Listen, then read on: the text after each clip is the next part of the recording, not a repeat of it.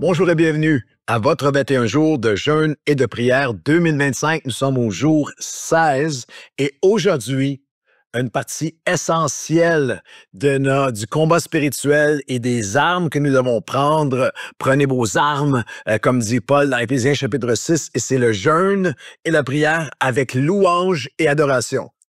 Le jeûne et la prière, bibliquement, est accompagné de la lecture de la parole de Dieu, d'une dimension de sanctification où je coupe les choses le plus possible pour me brancher avec Dieu. Mais c'est aussi, bibliquement, le jeûne et la prière doit être saturé avec de la louange et de l'adoration comme une arme spirituelle. Nous regardons en 2 Chroniques, chapitre 20, un moment de terreur, un moment où l'ennemi se attaque de tous les côtés. Un homme qui s'appelle Josaphat, qui est roi à l'époque. Une multitude nombreuse, nous dit le texte, s'avance contre lui. Et dans sa frayeur, 2 Chronique 20, verset 3, Josaphat se disposa à chercher l'Éternel. Il publia un jeûne pour tout Juda. Dans les 2 premières parties, les 2 derniers podcasts ensemble, nous avons vu que lorsque nous sommes attaqués par la peur, la frayeur, l'ennemi qui se fond sur nous spirituellement, l'angoisse, l'anxiété, il y a des caractéristiques au jeûne où nous disposons nos cœurs lorsque, dans notre frayeur, voici ce que Dieu nous appelle à faire, à jeûner et prier avec d'autres, briser l'isolement, jeûner et prier en fixant les yeux sur Dieu. Nous sommes sans force, mais nos yeux sont sur toi, ô Dieu. Jeûner et prier en demandant à l'Esprit de Dieu de saisir nos cœurs. Je vous lis des portions de 2 Chronique 20 qu'on a couvert ensemble, qu'on a étudié ensemble et mis en pratique ensemble dans les dernières journées de ce 21 jours. Quatrièmement, jeûner et prier en vous nourrissant de la parole. Et Josaphat reçoit ainsi parle l'Éternel, la parole de Dieu qui vient nourrir nos cœurs. Et on a vu hier comment c'est important de jeûner, de prier pour aller chercher les forces, de tout lui remettre et de le laisser agir. Et de ne pas fuir, mais de demeurer là, sur le rocher de notre foi. Et nous arrivons maintenant à une arme de combat spirituelle essentielle, jeûner et prier avec la louange et l'adoration. Pourquoi la louange et l'adoration? Pour renverser nos peurs, nos anxiétés et nos angoisses. Premièrement, parce que la louange et l'adoration nous rappellent que nous sommes toujours à 50 centimètres de tout l'amour, toutes les ressources, toute la miséricorde, la bonté et la puissance de Dieu. 2 Chroniques, chapitre 20, j'explique. Et le verset 18. Josaphat s'inclina, le visage contre terre, et tout Juda et les habitants de Jérusalem tombèrent sur leurs genoux, tombèrent devant la face de l'Éternel pour se prosterner en sa présence. Ils se sont agenouillés devant Dieu. J'aimerais te rappeler que nous sommes toujours spirituellement à 20 centimètres, à 50 centimètres, de toutes les ressources de Dieu. C'est quoi 50 centimètres? C'est la distance moyenne entre quelqu'un qui est debout et qui tombe sur ses genoux. Entre debout et à genoux. Il y a quelque chose, je parle pas là d'un truc magique qui se prend en place lorsque nous nous mettons à genoux physiquement. Tu peux être à genoux et ne même pas être en prière, penser complètement à autre chose. Mais il y a quelque chose de surnaturel, de spirituel, de profondément réel dans le monde spirituel, lorsqu'au lieu d'être moi qui... ils se sont tenus à leur place. Mais il y a un moment où le peuple entier vient se prosterner devant Dieu. Et ça, c'est la louange d'adoration. La louange d'adoration, c'est nous qui vient avec humilité devant Dieu. Et lorsque nous tombons sur nos genoux, c'est comme ça que je combats. Vous connaissez ce cantique, ce chant que j'aime tellement. Quand je combats à genoux. Les mains levées devant toi, ô Dieu, la victoire t'appartient. Si tu n'as jamais appris à faire cela, c'est l'essence même d'un enfant de Dieu. Lorsque les combats deviennent tellement intenses, tellement sombres, c'est d'être sur tes genoux, de lever tes mains devant Dieu. C'est comme ça que nous combattons. Nous ne combattons pas. Les armes de notre combat ne sont pas charnelles, ne sont pas humaines seulement. Elles sont spirituelles par la vertu de Dieu pour abattre des forteresses. Et il y a un endroit de puissance, un endroit d'abandon, un endroit d'apaisement, un endroit sur nos genoux. Il n'y a pas une semaine dans l'année, je prie à chaque jour, mais il n'y a pas une journée dans ma semaine où je ne suis pas physiquement sur mes genoux.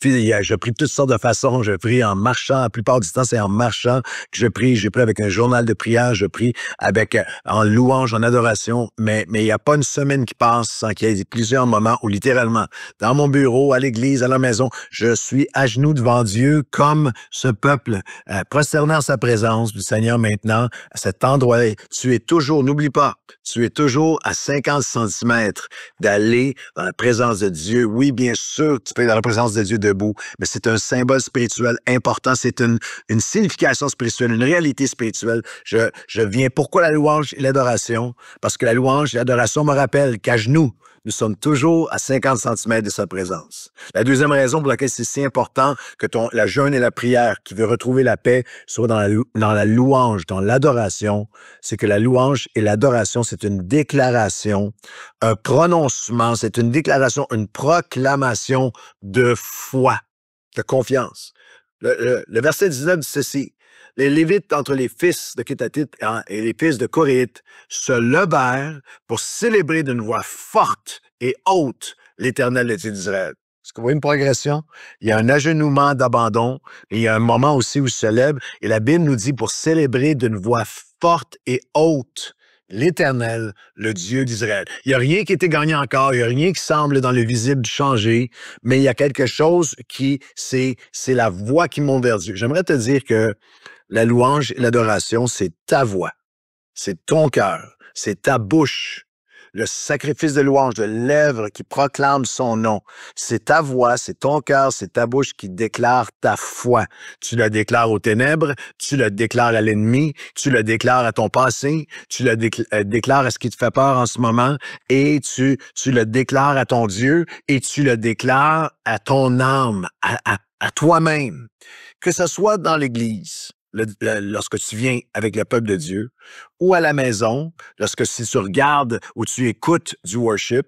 Moi, j'écoute du worship des heures de temps par semaine. Tous les soirs, pratiquement, moi, je suis en worship dans les dernières minutes avant que je m'endorme. À tous les soirs de ma vie, j'écoute du worship, je regarde du worship, je loue, mais la louange et l'adoration, que ce soit à l'église ou que ce soit à la maison, n'est jamais de simplement regarder ou d'être béni. Ce n'est pas un spectacle, il y a un moment où tu dois lever ta voix. Il y a quelque chose dans les lieux célestes qui prend place où est-ce que tu lèves ta voix, tu déclares, tu parles, tu déclares la bonté de Dieu, tu déclares la grandeur de Dieu, tu chantes la grandeur de Dieu, la fidélité de Dieu, les promesses de Dieu. C'est toi qui parles lorsque tu déclares, lorsque tu chantes, lorsque tu loues, lorsque tu adores. La Bible dit lorsque nous nous approchons comme ça de lui, lui s'approche de nous. Que littéralement, la louange, que tu sois seul chez toi ou que tu sois à l'église entouré de gens, lorsque tu chantes et que tu t'élèves vers Dieu, tu es là, tu rappelles sa grandeur, sa fidélité, tu proclames que littéralement, tu es en train de créer un trône spirituellement où l'autorité de Dieu vient, où Dieu vient siéger. Il siège au milieu des louanges de son peuple et c'est toi qui parles. Tu parles à ton ennemi, tu parles à ton Dieu et tu parles à ton âme. Tu parles à ton âme, à toi. C'est une des dynamiques spirituelles les plus puissantes où est-ce que tu apprends dans la louange d'adoration que je n'écoute pas mon âme, je parle à mon âme. Je n'écoute pas mes émotions, mes poids, mes émotions, mon ressenti, mon bagage émotionnel, les voix intérieures, les pressions extérieures. Mon âme, j'ai appris à longtemps, je n'écoute pas ce que je ressens. Je n'écoute pas mon âme. Je parle à mon âme. Et les psaumes sont remplis de moments comme le psaume 42 où le psalmiste parle à son âme. Faut que tu apprennes à parler à ton âme. Pourquoi t'as-tu, ô mon âme, gémis-tu au-dedans de moi? Psaume 42, 6 et 8 et 9. Mon âme espère en Dieu, parce que moi, je vais le louer et je vais le louer encore. Mon âme, quand tu es abattu au-dedans de moi, espère en l'Éternel. Il est mon salut et il est mon Dieu. Un flot appelle un autre flot au bruit de tes ondées, toutes tes vagues et tous tes flots passent sur moi. Wow! En anglais, ils l'ont traduit, je pense que c'est plus près, je trouve que c'est plus près du texte original. Deep calls unto deep. Que des profondeurs du cœur de Dieu, il y a un appel aux profondeurs de ton cœur. Et les profondeurs de ton cœur montent vers les profondeurs du cœur de Dieu. Et je peux simplement te dire que c'est une réalité pour moi. Dieu veut en réalité pour toi que les flots de Dieu viennent passer sur nous. Il dit, un flot après un autre flot, au bruit de tes ondées, toutes tes bagues et tous tes flots passent sur moi. Que dans la louange et l'adoration, des flots de son apaisement, de ses promesses, des flots de sa force, des flots de son cœur, les flots de sa grandeur, sa magnificence viennent passer sur nous et apaiser nos âmes. Pourquoi la louange est si importante dans le jeûne et la prière lorsque nous sommes attaqués par la peur? C'est aussi parce que la louange nous permet d'envoyer Judas en premier. Le verset 20, le lendemain, ils se mirent en marche de grand matin pour le désert. Alors, à leur départ, Josaphat se présenta et dit, écoutez-moi, Judas et habitants de Jérusalem, confiez-vous en l'Éternel, votre Dieu, vous serez affermis. Confiez-vous et vous réussirez. Puis, d'accord avec le peuple, il nomma des chantres qui, revêtus d'ornements sacrés, en marchant devant l'armée, célébraient l'Éternel en disant « Louez l'Éternel, car sa miséricorde dure à toujours. » Et au moment où l'on commençait les chants, et ce texte-là, littéralement, vous pouvez le lire dans le texte original, et alors qu'ils commencèrent à louer et à chanter, au moment où l'on commençait les chants et les louanges, l'Éternel plaça une embuscade contre les fils d'Ammon et de Moab et tous ceux qui étaient venus contre Juda, et ils furent battus.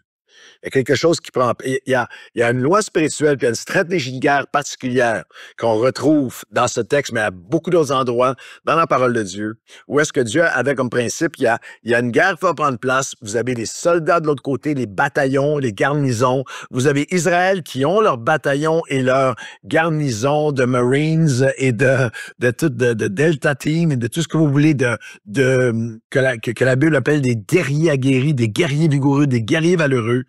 Mais dans ces moments où l'ennemi semble être si assuré de victoire, tellement plus nombreux, où Israël semble sans force, Dieu dit « Envoie Judas en premier ». Ça va être une scène assez saisissante. L'armée, l'autre côté qui s'en vient, avec tout l'ordre des guerriers, avec toutes leurs armes, et c'est l'orchestre, c'est le band, c'est l'équipe de worship, c'est l'adoration qui va devant l'armée, littéralement dans le texte, marchant devant l'armée en célébrant et en déclarant la grandeur de Dieu. Et le principe spirituel, c'est envoie Judas en premier.